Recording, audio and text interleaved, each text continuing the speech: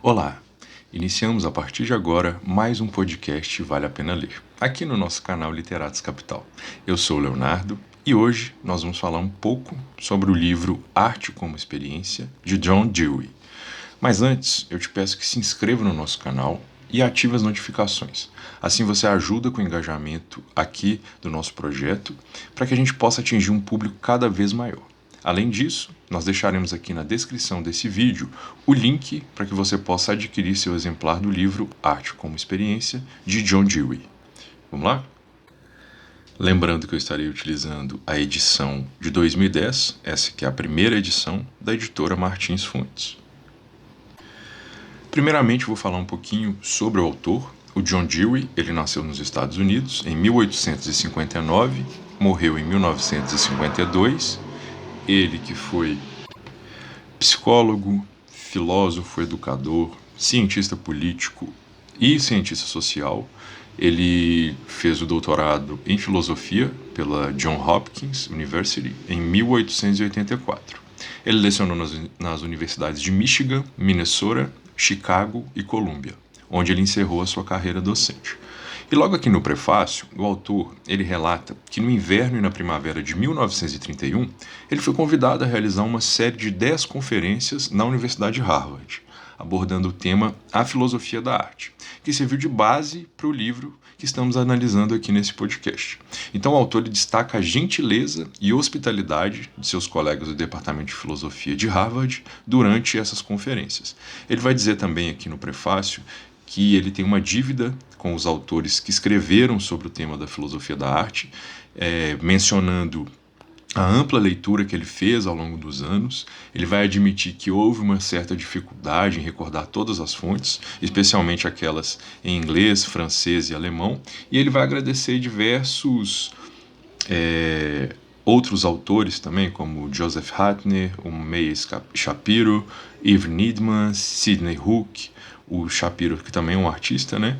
E ele vai destacar uma gratidão especial ao Dr. A.C. Barnes, cujos comentários e sugestões foram fundamentais na formação do pensamento dele sobre filosofia da estética. O autor ele vai atribuir à Fundação Barnes uma influência significativa no conteúdo e na moldagem, digamos assim, do conteúdo desse livro, considerando uma fase de ampla influência educacional exercida pela Fundação. Bom, no primeiro capítulo aqui, intitulado A Criatura Viva, segundo o autor, a existência física das obras de arte torna-se um obstáculo para a teoria estética, uma vez que na concepção comum as obras são identificadas com seus produtos físicos, como livros, quadros ou estátuas. Isso, para o autor, dificulta a compreensão real da obra, já que a verdadeira arte está na experiência que o produto proporciona. O autor ele argumenta que a perfeição e o prestígio de algumas obras estabelecem convenções que impedem essas novas visões. Além disso, ele vai falar também que quando as obras atingem o status de clássicos, elas acabam se isolando das condições humanas de origem e das consequências humanas na experiência real. O autor destaca a necessidade de reestabelecer a continuidade entre formas refinadas de experiência artística e os eventos cotidianos reconhecidos como constitutivos da experiência humana. Para abordar a teoria estética, o autor propõe um desvio, esquecer as obras por um tempo e recorrer às forças e condições comuns da experiência não consideradas estéticas, no caso das experiências que não são consideradas estéticas. Ele argumenta que a compreensão da arte requer um retorno às formas brutas e cotidianas da experiência, como eventos e cenas que despertam interesse e prazer. O autor destaca a necessidade de compreender a arte em sua forma inicial antes de alcançar suas formas refinadas e aprovadas. E seguindo mais à frente nesse capítulo, ele vai mencionar exemplos como o Paternum. Ele vai enfatizar que as obras de arte só têm estatura estética na medida em que se tornam experiências para os seres humanos. Então ele vai sugerir que para teorizar sobre a experiência estética, é crucial voltar-se para as pessoas envolvidas na criação e na apreciação da obra, compreendendo suas necessidades e contextos. Então, pessoal, o autor ele vai criticar a separação entre a arte e os objetos da experiência cotidiana, apontando que a apreciação das belas artes é mais aguda quando relacionado a produtos habituais. Ele destaca também que as forças que afastaram a religião e as belas artes do comum, que essas forças influenciaram a percepção do espiritual e do ideal em contraste com a matéria. Então, concluindo esse capítulo, o autor argumenta que as forças que glorificaram as belas artes e as afastaram do comum não são exclusivas da arte, mas também afetam outras áreas da vida e do pensamento modernos. Ele destaca que, historicamente, essas forças causaram divisões na vida e no pensamento, influenciando a arte de maneira que ela não pôde escapar. Seguindo, então, no próximo capítulo, A Criatura Viva e as Coisas Etéreas, o autor ele questiona por que a tentativa de conectar as experiências superiores e ideais à base vital é frequentemente vista como uma traição à natureza e uma negação de seu valor. Então ele vai explorar a repulsa associada ao colocar as realizações refinadas da arte em contato com a vida comum, e por que a vida é muitas vezes considerada uma questão de apetites inferiores. Então o autor ele sugere que essas atitudes têm raízes na história moral da humanidade, que foi marcada pela desorganização institucional e pela compartimentalização da vida em classes, valores e interesses separados, essa fragmentação. Mais à frente, ele vai dizer que a divisão estática entre essas classes é aceita como a própria essência da ordem, resultando em uma separação entre prática e compreensão, entre emoção e pensamento. Então o autor ele argumenta que essa compartimentalização cria uma falta de integração entre os sentidos, levando muitas vezes a uma experiência fragmentada e superficial da vida. Ele destaca que essa parte moralista, apesar de ter uma visão tendenciosa, reconhece a ligação íntima dos sentidos com as emoções, impulsos e apetites. O autor enfatiza também a importância dos sentidos na participação direta da criatura viva nas ocorrências do mundo ao seu redor. Ele critica as oposições entre mente e corpo, alma e matéria, espírito e carne, argumentando que essas oposições elas originam-se no medo do desconhecido e representam uma contração e retração da experiência de vida. Aí ele vai defender a continuidade entre os órgãos sensoriais, necessidades e impulsos básicos do ser humano e de seus antepassados animais, ressaltando que o reconhecimento pleno dessa continuidade não reduz o homem ao nível dos animais, mas possibilita a criação de uma experiência humana mais rica e distinta. Seguindo, então, nesse capítulo, o autor ele conclui discutindo a importância do tempo como organização da mudança e crescimento, e como a forma nas artes é a arte de esclarecer a organização do espaço e do tempo. Ele destaca que os momentos e lugares, apesar de limitados fisicamente, eles são carregados de acumulações de energia ao longo do tempo, ilustrando a transposição do passado para o presente na ordem e organização vitais da experiência. No próximo capítulo, intitulado Ter uma Experiência, ele vai falar aqui diversos aspectos que são relevantes em relação a essa experiência. Então separei aqui alguns que em tópicos mesmo, para a gente entender um pouquinho mais sobre o que ele está dizendo. Primeiro ele vai falar sobre a natureza contínua da experiência. Então o texto ele vai sugerir que a experiência é contínua, resultante da interação contínua do ser vivo com o seu ambiente. Então ele vai destacar que a experiência muitas vezes é incipiente, marcada por distrações e dispersões. Depois ele vai falar sobre experiência singular e contínua. E ele vai dizer que há uma distinção entre uma experiência contínua, marcada por interrupções e distrações, e uma experiência singular, que atinge uma consumação e se integra ao fluxo geral das experiências anteriores. Depois disso, ele vai falar um pouquinho sobre identidade das partes na experiência. Então, nessa parte do texto, ele vai comparar uma experiência ao fluxo de um rio, onde as partes sucessivas têm clareza e interesse, mantendo essa identidade individual, e ele vai destacar que em uma experiência singular não há buracos, junções mecânicas ou centros mortos. Logo após, ele diz um pouquinho sobre unidade e consumação. Então ele vai dizer que uma experiência singular tem uma unidade que a distingue, caracterizada por uma qualidade ímpar que perpassa toda a experiência, mesmo com a variação das partes envolvidas. E essa unidade, ele vai dizer que não é afetiva, nem prática e muito menos intelectual, mas que ela parece ter uma qualidade estética. Depois, ele diz que ele sugere, na realidade, que uma experiência de pensamento também possui uma qualidade estética, argumentando que a conclusão de uma experiência de pensamento não é uma entidade distinta, mas a consumação de um movimento contínuo. Isso enquanto ele está falando dessa questão da experiência de pensamento, né, e o chamado aesthetic quality, que é a qualidade estética. Então ele vai dizer nessa passagem sobre isso. Depois ele vai falar um pouquinho sobre atividade prática e estética. Nessa parte do texto, ele vai discutir como as atividades práticas, quando integradas e movidas por seu próprio impulso em direção à consumação, têm uma qualidade estética. Isso é, ela vai ser contrastado com atividades mecânicas ou aquelas que carecem de um interesse contínuo no resultado. Sobre essa questão do contraste com o inestético, o texto ele vai destacar que o inestético surge da sucessão solta e da falta de uma ligação significativa entre as partes de uma experiência. Ele vai enfatizar que o estético contrasta nitidamente com a monotonia, desatenção e submissão às convenções. Seguindo nessa parte do capítulo, ele vai falar um pouquinho sobre a importância da unidade e da qualidade estética. Então ele vai concluir que a qualidade estética é crucial para uma experiência verdadeiramente unificada e completa. Tanto a atividade intelectual quanto a prática, elas necessitam dessa qualidade para serem plenamente satisfatórias.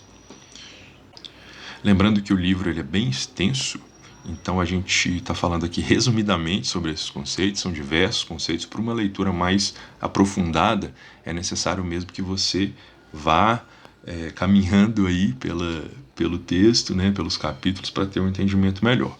No próximo capítulo, o ato de expressão, o autor ele vai dizer que toda experiência, seja ela de pequena ou grande importância, tem início com uma impulsão, não a definindo como um simples impulso, né, o Dewey, mas sim como um movimento integral de todo o organismo para fora e para frente.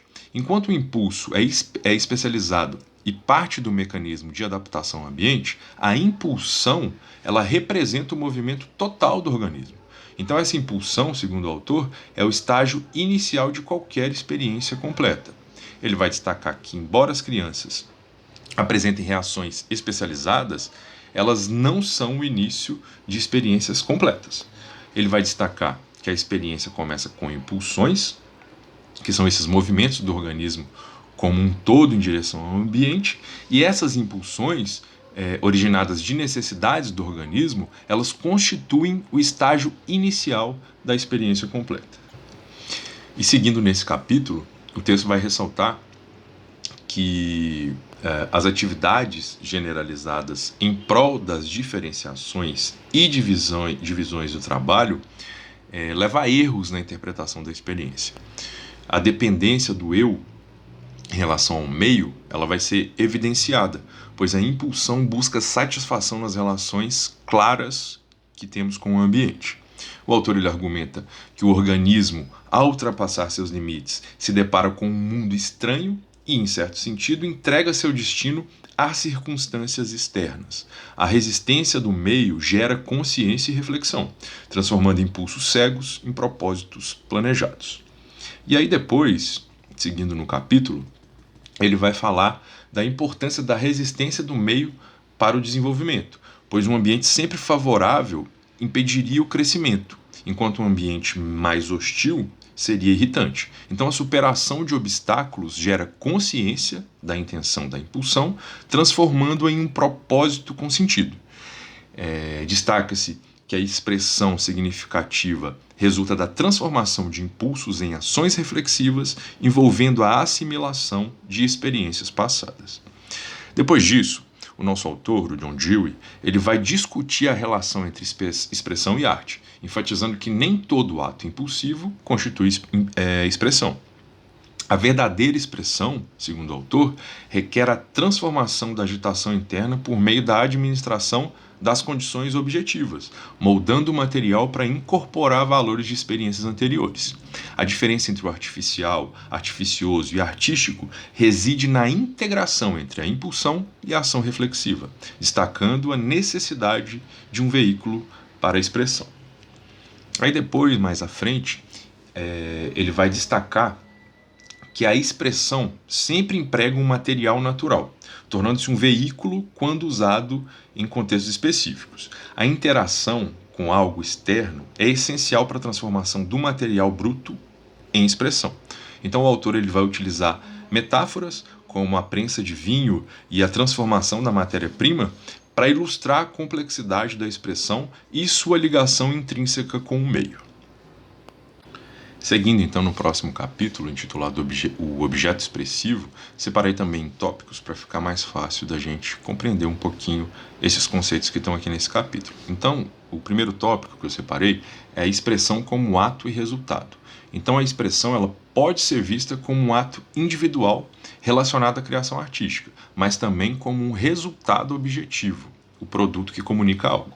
A ênfase no ato expressivo individual destaca a importância da singularidade do criador, enquanto a ênfase no resultado vai destacar a contribuição da obra de arte como algo novo. Depois temos o objetivo da expressão. Então o texto nessa parte ele vai sugerir que o objeto expressivo, quando separado do ato que o produziu, perde a individualidade da visão que originou. E aí, ele vai enfatizar que a expressão não é apenas um processo de descarga de emoções pessoais, mas sim uma criação de algo novo e distintivo. Logo depois, ele vai falar sobre a representação na arte. Então, ele vai abordar as teorias que veem a obra de arte como puramente representativa de objetos já existentes, destacando a importância da contribuição individual que faz do objeto algo novo. Ele vai destacar a inadequação da concepção de representação como reprodução literal, defendendo que a arte apresenta o mundo de uma maneira nova e experiencial. Sobre o significado na arte, ele distingue entre significado externo, que seria o referencial, e significado interno, que é inerente à experiência vivenciada. Então ele vai refletir sobre a diferença entre a afirmação típica da ciência e a expressão característica da arte. A ciência afirma significados, enquanto a arte os expressa. Aí ele vai citar aqui a expressão na pintura do Van Gogh como um exemplo. Ele vai falar sobre as cartas de Van Gogh para ilustrar a diferença entre descrição, que seria essa afirmação, e expressão na arte. E ele vai destacar que a expressividade, o significado estético, está contido na obra de arte em si e não pode ser totalmente reproduzida por palavras. Depois, mais à frente, ele vai falar sobre natureza da expressividade na arte e ele vai concluir que a expressividade na arte não é apenas uma descarga de emoções, mas sim a escolha e organização de temas externos para transmitir um significado singular. O autor, então, ele pensa que essa singularidade da expressão artística é muito necessária e ele defende que a arte não apenas representa o mundo, mas também o interpreta de maneira única e expressiva. Essa interpretação ela é moldada não apenas pelo objeto representado, mas também pela visão única do artista, resultando em uma experiência estética distintiva. E aí, seguindo, nos próximos capítulos, a gente vai falar um pouco sobre substância e forma, a história natural da forma, a organização das energias, e no outro capítulo a seguir, a substância comum das artes. Essa parte do texto, ele vai discutir a relação entre forma e matéria na arte, explorando a ideia de uma qualidade penetrante que permeia todas as partes de uma obra de arte. Essa qualidade parece ser algo que transcende as distinções mecânicas e é mais do que a soma de suas partes. Então o autor ele sugere que a experiência estética envolve uma intuição dessa qualidade, né, uma sensação de totalidade, que é mais do que a simples soma das partes distinguíveis. Além disto, né, nesse capítulo A Substância Comum das Artes, o autor, né, o texto, menciona a importância do contexto total indefinido na experiência, sugerindo que as coisas individuais são apenas pontos focais em um todo que se estende indefinidamente. Há uma ênfase na experiência como algo mais amplo e mais profundo do que a simples observação de objetos físicos, aqui nesse capítulo. Depois, a substância variada das artes, esse capítulo aqui do livro Arte como Experiência, o John Dewey, nesse trecho do livro, ele vai discutir a importância dos fatores psicológicos na filosofia da arte. Ele vai argumentar que a discussão desses aspectos é indispensável. Ele enfatiza que muitos termos usados na teoria estética têm conotações psicológicas e que a compreensão desses termos é crucial para uma análise apropriada da arte. O Dewey, ele destaca a diversidade de interpretações dadas a termos como sensação, intuição, contemplação, vontade, associação e emoção, e como essas interpretações elas estão ligadas a diferentes escolas de psicologia. Ele sugere que eliminar os significados dados a esses termos resultaria na perda de grande parte da filosofia estética. Bom, ele argumenta também que a discussão dos fatores psicológicos deve se concentrar nos aspectos mais genéricos da contribuição humana à experiência estética, e ele reconhece a individualidade das obras de arte, mas também aponta para uma constituição comum a todos os indivíduos normais, baseados em características físicas e psicológicas compartilhadas. Então, a abordagem do Dewey para compreender os fatores psicológicos fundamentais ela está ancorada nos seus princípios básicos, destacando a experiência como uma interação do organismo com o seu meio, incluindo elementos humanos e físicos. Ele frisa bastante isso, que a contribuição humana é um fator determinante em todas as experiências, rejeitando a ideia de uma separação rígida entre o sujeito e o objeto. O Dewey ele também critica a concepção equivocada de projeção, argumentando que a experiência estética ela surge da interação causal entre o organismo e o meio, e não de uma projeção unilateral do eu no objeto. Ele aborda a falácia de ver o eu como um mero portador da experiência, destacando sua integração na produção total da experiência estética. O Dewey ele destaca também a importância de uma abordagem integrada, considerando a interação contínua entre o sujeito e objeto na experiência estética, e rejeitando visões que separam artificialmente esses elementos.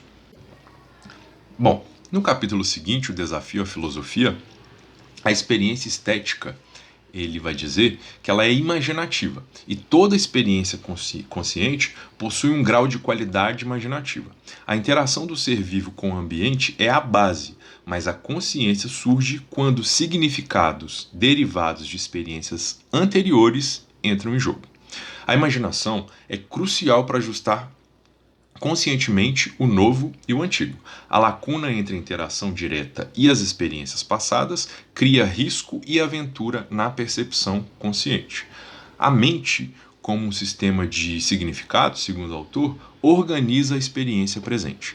Na arte, a imaginação desempenha um papel central ao incorporar significados em um material que se torna expressão. A obra de arte desafia o observador a realizar um ato semelhante de imaginação. Então, para ele, a experiência estética é única, desafia o pensamento sistemático e revela a natureza da experiência em sua totalidade. Mais à frente, ele vai falar que a teoria estética, que destaca a imaginação como faz de conta, captura um elemento autêntico, mas o erro está em isolar esse componente, negando outros componentes essenciais.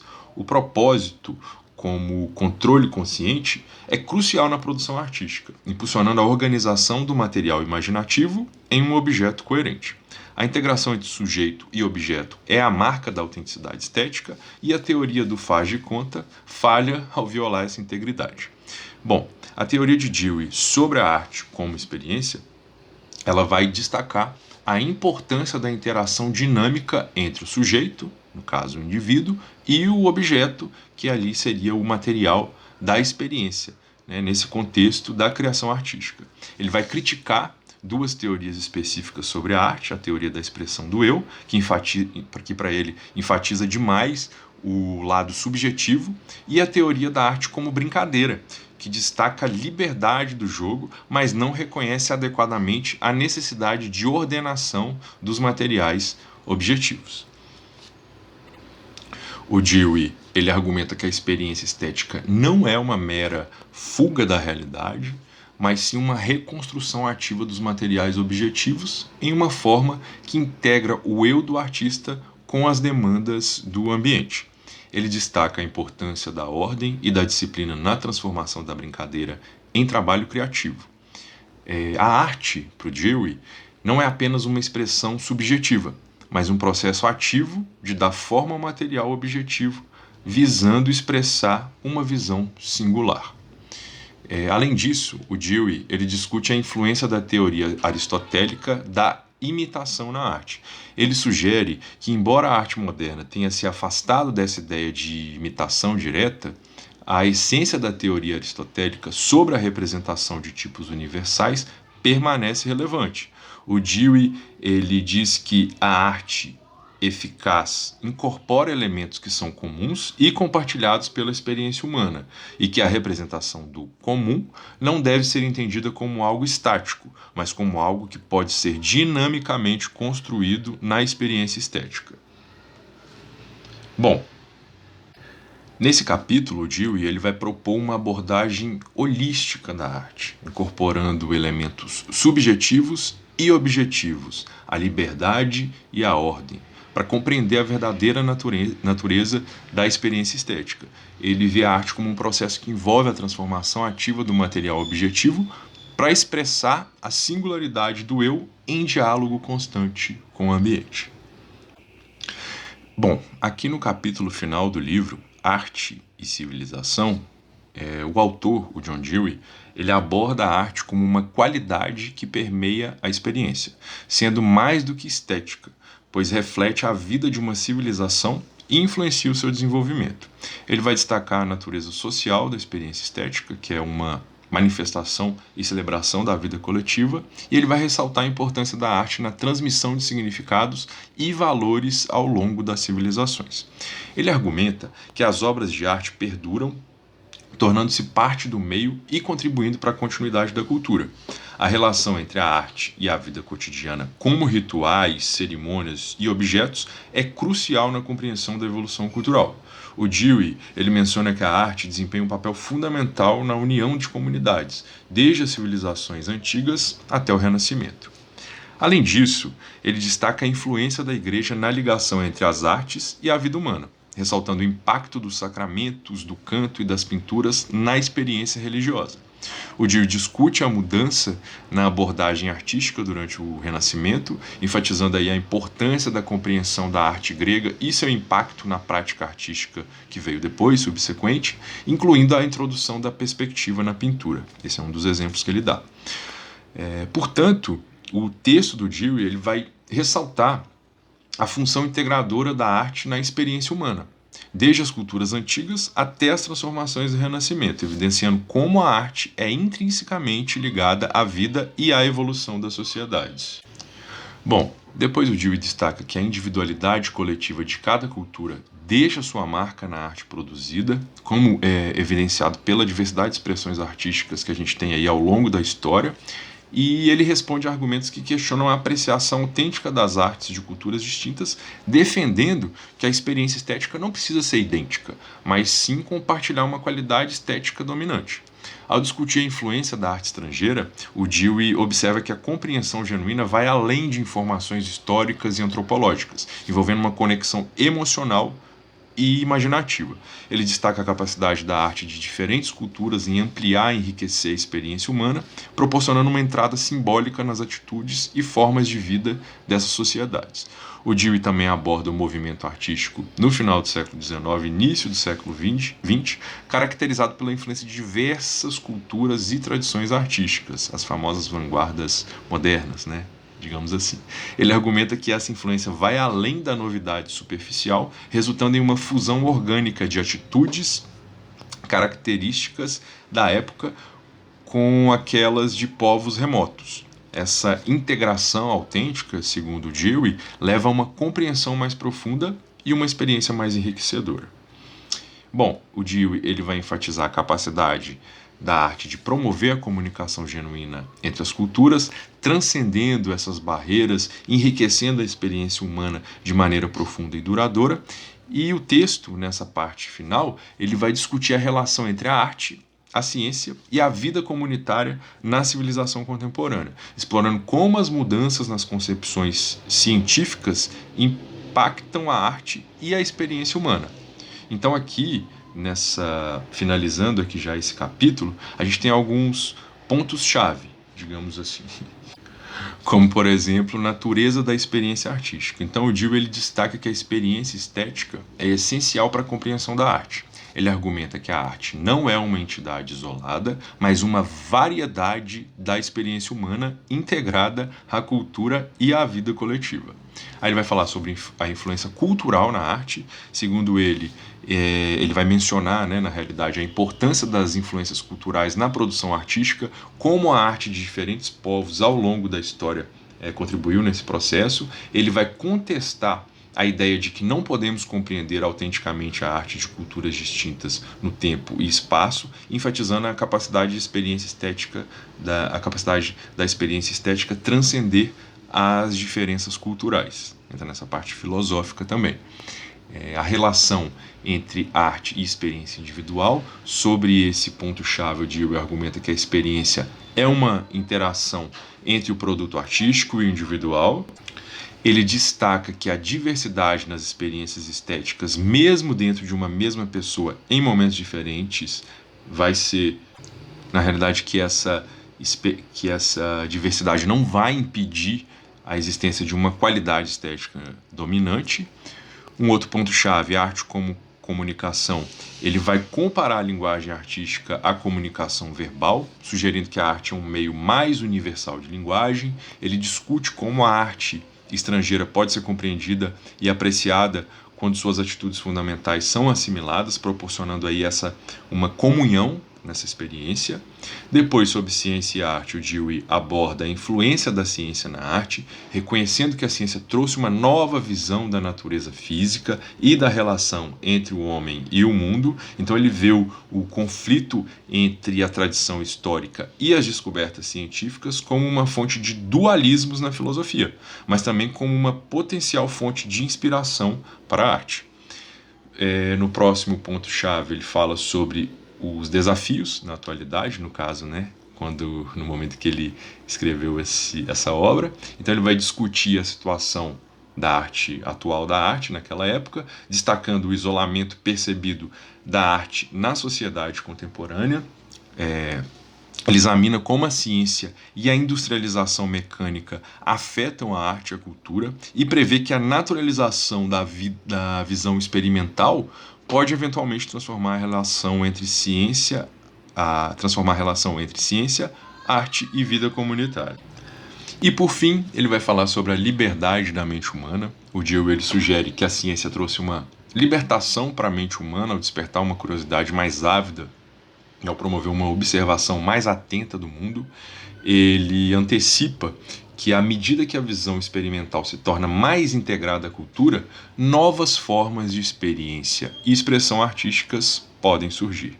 Então, este livro, ele realmente vale muito a pena ler, porque ele é muito atual e ele fala de um tema muito importante, que é a experiência estética, essa concepção de experiência estética levando em conta todos esses aspectos que a gente falou aqui rapidamente. E assim a gente finaliza mais um podcast Vale a Pena Ler aqui no canal Literatos Capital. Espero que tenham gostado. Fiquem sempre atentos para as novas notificações aqui do nosso canal, para receber novos conteúdos como este. Obrigado pela companhia e até a próxima.